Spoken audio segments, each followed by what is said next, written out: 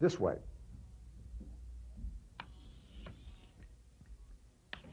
We divide your mental condition into 4 categories. I could make a few more, but if I did, it would get too busy. And if I try to cut down to 3, I don't cover the subject. So we call this the color code. And we divide these 4 states of mind into 4 colors, not numbers or letters. And on the left, we have the condition of unreadiness called white. Condition white. Condition white is unready, unaware. We'd like to live in condition white. Many people do. Unfortunately, some of them die unnecessarily. Just in the last month, I've had about 4 cases come across my desk where a man died because he was in white. And he didn't need to be. Now, you know, you don't have, all knowledge is not from this podium. Something like this could be worked out of a man's own, but these people still died. They're dead because they're on white. On white, you are not prepared for the problem, and you are not going to be able to handle it. The only way you can handle a situation on white is if the other guy is such a klutz that he can't handle his problem. That happens, fortunately, but don't count on it. I remember a case happened in Rhodesia where a friend of mine was attending a party, going-away party for the head of a machine shop, and the Rhodesians used to be good beer drinkers, and this was in a building that had been separated down the middle by a partition. This was the street side with the machines, and this was the warehouse, and there was a back door there. Well, in the middle of the festivities, Tom went out to get some more beer. So he opened the door, went through, reached down with his hands like this, and at that point, that door opened, and here's a sportsman standing in the door with a FN, automatic rifle, semi-automatic. And so Tom looked up at him and says, "Hi." And the guy's still looking at him and goes, "Slunk, slunk, click." And no, he pointed at it and went click. He didn't work the action. He pointed at it and he went click. And Tom looked at him again and he says, "You want a beer?" And then the guy went clank, clank, click. At that point, Tom told me, see, at that point I began to think there was something wrong. Well, Tom was alive or he couldn't have told me that story. But he wasn't alive because of anything he did. He was alive because that baboon couldn't operate the rifle. But you can't count on that, you know. The next baboon may know how. No, you can't make it that way. But, you know, you don't have to go back to Rhodesia or an exotic place such as that on the Zambezi. Take Paris. Just last summer, the head of security for the American embassy in Paris had been sent all these anti-terrorist notes about precautions. And one of the things had to do with the way you go to work in the morning. The notice he sent around to all members of the staff was, "Careful, they're out to get us. It's open season on Americans. So, when are they going to get you? The best time is when you go to work in the morning. They know you keep a schedule. So if it's your custom to leave your house at 8:15 every morning, that's when they're going to be there. So be careful at that time. Use your eyes, and don't borrow trouble. If you have to go some other time or some other way, do so." So he's writing all these memos. Comes the day. He comes to the door of his house, little apartment-type arrangement in Paris, and there's a stair that goes down to a walk which goes out to the street. And there's his embassy car waiting for him. And so he opens the door and looks, and up there on the street corner, there's a character straight out of Central Casting. Okay, a trench coat yet. Trench coat, dark glasses, pencil mustache, hat turned down, both hands in pockets. And what he would have said, "Send him away. We want somebody more convincing." But the point is that reality didn't get to him. And as he walks down the stairs, this guy looks at him, drags out a little old high-capacity 32, one of these things that has a 16-round magazine and a 32 auto, and starts going, whang, whang, whang, see? And this guy looks at him, "What are you doing?" And so he says, "Hey, I'll get around the car." So he gets around the car, and the guy gets around him, and they go wandering around the car, going, whang, whang, whang, whang, whang. And this is pretty funny, except, of course, guy could get hurt that way. And finally, this goon fires the gun dry, see, and the slide stays open. And he looks at it, stamps off in a rage. Damn gun. Have the sights fixed or something. But you see, here's the guy who was writing the book, running right into his own problem in his own house. You see, he was in white. He didn't know about this, or if he did, he didn't believe it. It's easy to kill a man in white, no matter how good he is. If you caught Ross Seifried in white, you have him. But he doesn't stay that way if he's wise when the situation gets tricky. Now, I live too easy a life out here. I stay in white on the ranch because this is, as I say, the safest place in the world. But believe me, I can shift when I move into a crowd where I don't know everybody. And what you move in, when you move from white, is to yellow.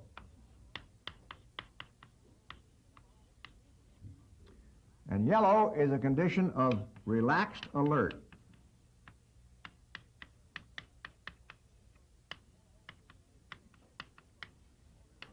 And it differs from orange by being unspecific.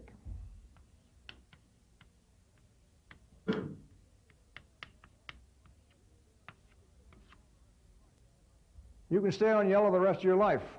It's not hard. But it just happens that when you are on yellow, you know what's going on. You don't shut down your shades. When you're on yellow at an airport, at a theater, on the street, you know who everybody is, and you know why he is there. You watch your six. That's may sound difficult for you. It's not so hard. But you know who's behind you. You can do this in lots of ways. In a car, you have a rearview mirror. On the street, you have storefronts which cut in with glass going backwards. And if there's nothing like that, there's nothing that keeps you facing this way, you can admire the scenery. But you know what's around you on all sides. The hyenas of the world attack from behind, whether they have 4 legs or 2. And if they have any chance at all, they're going to hit you when you're looking the other way. So don't be looking the other way. You'd be surprised how often a head-on confrontation will turn off a certain kind of creep. The man who doesn't have a mission wants somebody who isn't going to be a problem for him. So if he's coming up behind you with his tire chain in his hand, and you say, huh? And he says, somebody else, some other time. It doesn't always work like that, but there's a big help there. The fact that you know what's going on discourages a certain kind of human predator. It was fascinating a couple of years ago. They had a test in, the results were printed in, Science Digest. They took a group of about 15 violent felons. I guess you'd call them muggers, although I don't like the term mugging. It sounds more innocent than it is. You know, mugging is not a matter of play. Well, these people were in the habit of taking people on the street by force and violence with screwdrivers and things, hammers. And they showed them street scenes separately, not in a group. And they asked, then they compared notes on which guys would you take and which guys would you not. And it was remarkable how close the correlation was. These people were practically 100%. They'd say, I wouldn't take him. I sure as hell would take him. Now, what was the difference? The target picked out was unaware. Head down, eyes forward, no feeling of alertness. You can turn off a certain portion of violence just by coming out and looking at everybody, because that puts you in category B as far as the strong-arm talk goes. However, that won't do it all the time. That's just part of the way.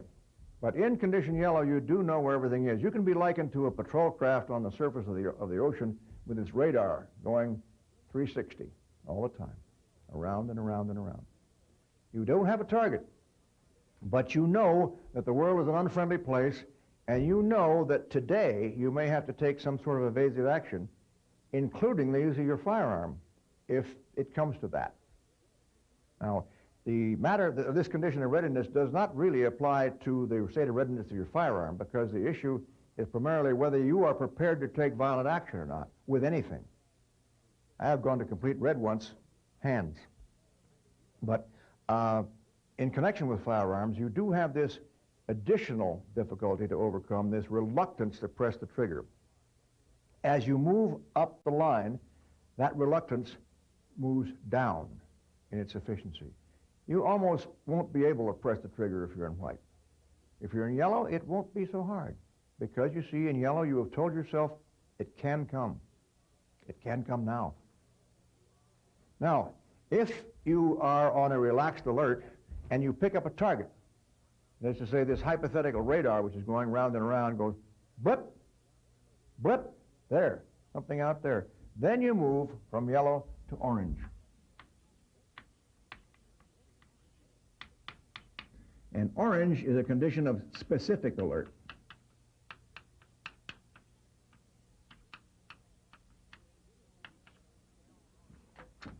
The difference between yellow and orange, on yellow you say, I just may have to shoot today. On orange you say, I just may have to shoot him today. Now this is in no sense a prickly or a trigger-happy condition. You are simply adjusting your mind to that possibility. Now that target you have out there may not be your enemy, he may be a friend, and you're no danger to him because you're in command of your thoughts. But suddenly that mental block against pressing the trigger is kicked down 2 clicks. I may have to shoot that guy. Why? Because here's the situation. When the man came to the steps at the top of his apartment in France and he looked at that guy, he should have gone to orange. Now that doesn't mean you're going to shoot him. It just says, there's somebody I may have to do. And on orange, that barrier is now much lower. Much lower. Now if that guy draws a gun, now you are very likely to beat him there because you're watching him and watching his hands, and when he starts to think about it, you're already on him. Now, in the condition of orange specific alert, you don't have an actual target, you have a potential target, and you can shift back and forth. Give you an example. In my case, I came out of a hotel room on the top deck of the Hotel Intercontinental in San Salvador, and as I looked down to my right, there was a man standing at the end of the corridor with his back to the wall and his arms folded, just standing there. Well, you don't push for trouble, and I didn't want to start anything, so I said, I don't know who he is. I went back into my room, and I had some time, and so I wrote a couple of postcards, and I got them ready, and I came out of my room again, and I looked down there, and he's still there. Well, now in San Salvador, you don't go around in white. We had a young man who was going to come here. His name was Schaufelberger, and he was the head of the Naval Assistance Group down there. And he went down there. He was going to come here. He'd paid his deposit, but he got orders, and he canceled out. He went down there, and he was murdered. I'm sure many of you heard about it. Sitting in his car outside the university complex on white.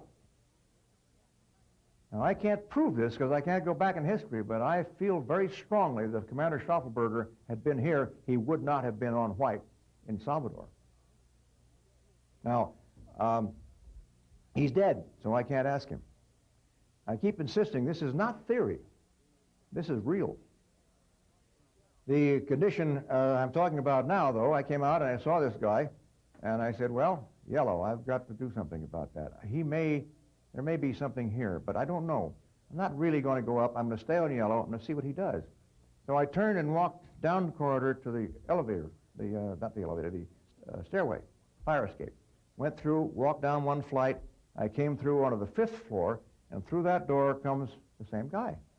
Okay, orange. I had my pistol on, of course, which meant that I knew that I might have to use it. But when I saw him come through that door, I said, I may have to use it on him. Well, we were separated by the full length of the corridor, and I figured we better have this. It's a nice, quiet place, and there's nothing he can do to me that I can't do to him first, so let's see what he wants to do. So I walked straight forward, and he walked straight forward. Fancy that.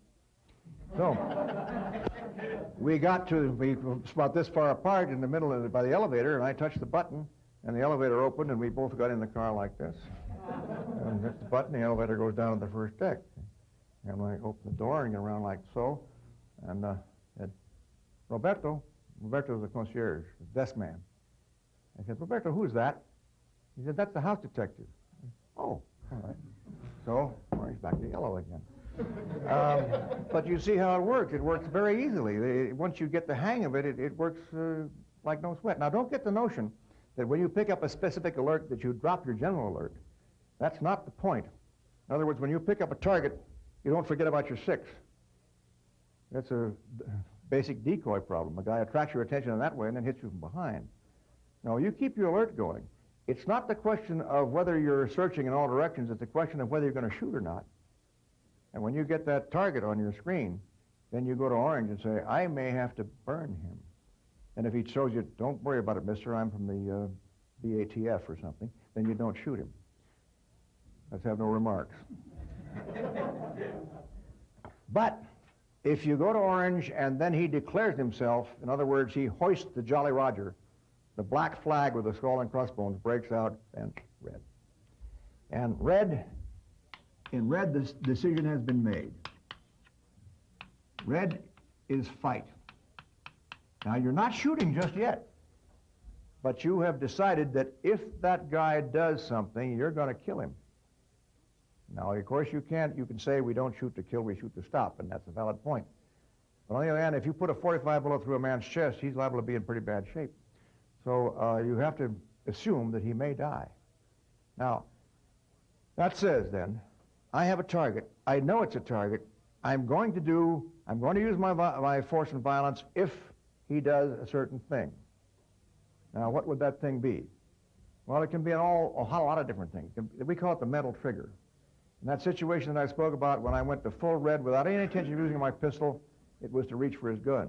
He was standing right in front of the table in this steakhouse, and he had his 2 guards behind him, and I could see his coat hanging open. And under his coat over here, there was a little nickel-plated Beretta. And my decision had been made in advance, not to shoot him, because he had 2 guys with machine pistols, and I had 2 friends, too. And besides, he happened to be the acting chief of the Air Force, and if I'd burned him, I would have been in all kinds of trouble. But he was stoned out of his mind, and he had a bad reputation, and I knew he was capable of shooting. So I just set in my own mind, if he puts his hand on that pistol, I'm not going to reach for mine. I'm going to go right over the table, steak, beer, salad, and all. I'm going to hit him right on his forearm with both of my hands and go right down on top of him. And my 2 buddies here can take care of the guys with the machine pistols because they can't unhook them as fast as these guys can draw. But you see, it's not a question of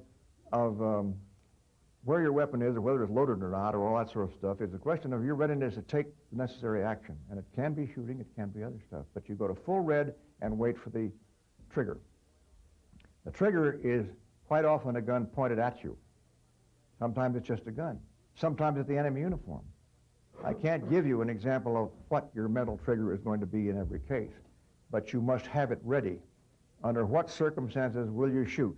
You have made up your mind that you will shoot, you have signed the paper, and you've stuck it on the hook. And that awful decision of pressing the trigger when you must has been made. And you no longer have to argue with yourself. You don't have to make discussions. Now, a couple of people have pointed out that modern police practices have so intimidated a number of young men that the question when the flag flies is not so much am I going to live or die, but whether I'm going to get sued or not.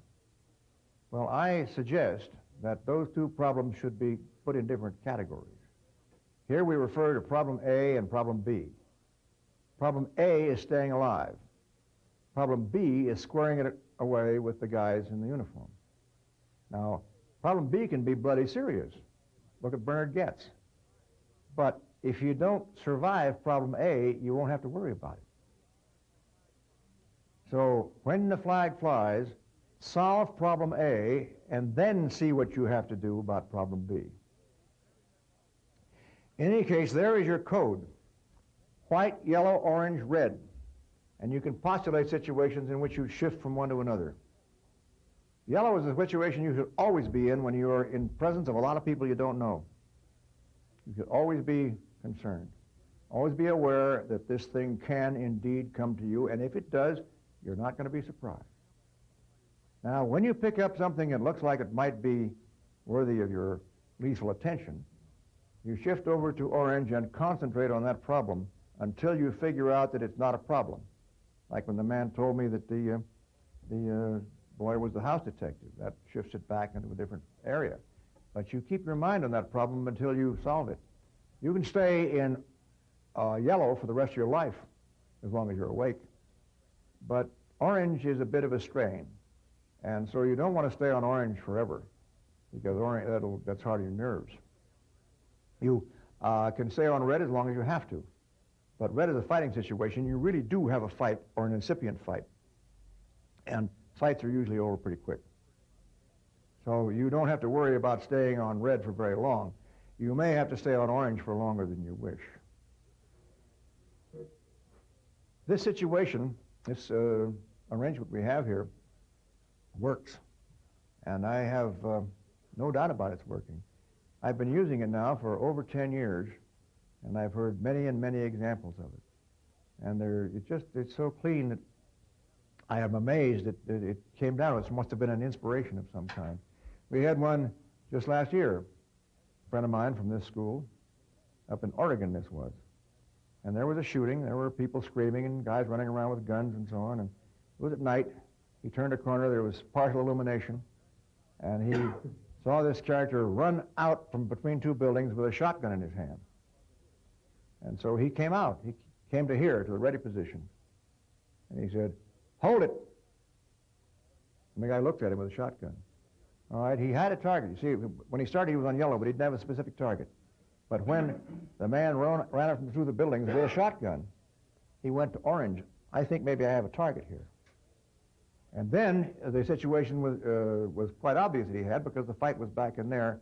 And here's a guy with a gun, and when he says, "Hold it," he looks at me. When I say hold it, he looks at me like that. He says, "All right, red. I'm going to take no further chances. If he doesn't move, I'm going to hold him right here. If that gun comes in my direction, that's my mental trigger." Well, he came up on it, he says, "Hold it!" And the guy goes, "Zzz," bang, one round. Should have been two, but one did it. And everything came out clean as a whistle. Of course, there was a certain amount of noise in the press about this guy, but it went away. Everything worked fine. The thing you've got to start thinking about now is the fact that this is serious. This is for real, and you're, from this point on, going to start thinking about the actual use of your pistol as opposed to the theoretical use. And we strongly commend this system to you. I've even got people who don't know very much about it, like the clerical types who will say, "Why do you suppose that gent was in white?" when they read the newspapers. Because he didn't know any better. I repeat, it's easy to take a man in white. It's very difficult to take a man in yellow. And if he's an orange or red, you've got a problem. You better go back and get yourself a rifle company. So it's not a question of your gun, not a question of whether he has a bigger gun or whether this statement's been coming out in the police circles now, that whether he's got you outgunned. If you've got the mindset, you've got him regardless. And that will save your life. It already has saved a number of lives, if I can believe the people who told me. So it's part of the course, and we think it's probably the most important part of the course. Keep in mind what we mean by these conditions, and under certain hypothetical situations, when you go to movies, when you see things on the screen, tell yourself what that guy should have been in and what he was in.